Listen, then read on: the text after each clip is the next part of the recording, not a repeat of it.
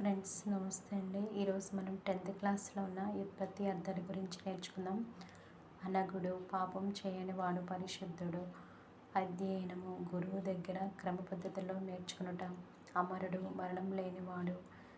వేర్పు, ఉదకము ద్రవ్యమై ఉంటుంది నీరు. పతివ్రత, భర్తని సేవించుటే వ్రతము కలది. సాధ్వి, పయోదము, నీటిని ఇచ్చినది మబ్బు. పికం, చాటున కొయ్యనిది. కోయిల, భూపాలుడు, భూమిని పాలించువాడు. రాజు, ముకురం, దీనిచే అలంకరించబడుతుంది. అద్దం, వసుధ, బంగారము గర్భమయందు కలిగింది. భూమి, సమరం, మరణంతో కూడినది. యుద్ధం, సుకృతం, లెస్సగా చేయబడింది. పుణ్యం, ధర్మం, సనాతనుడు, పురాణ పురుషుడు, భగవంతుడు. హర్షక్షం, కపిల వర్ణము కలది. కన్ను, సింహం, మనసును హరించున్నది. ధనవంతుల ఇల్లు.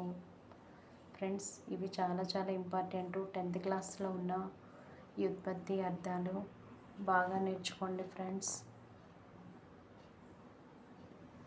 ఇవి ప్రకృతి వికృతులు.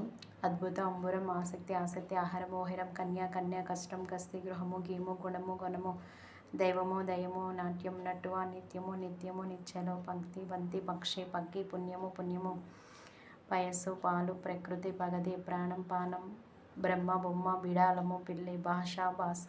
ఫ్రెండ్స్, ఇక్కడ అండర్లైన్ చేసినవి చాలా చాలా ఇంపార్టెంట్ ఫ్రెండ్స్. బాగా నేర్చుకోండి ఫ్రెండ్స్.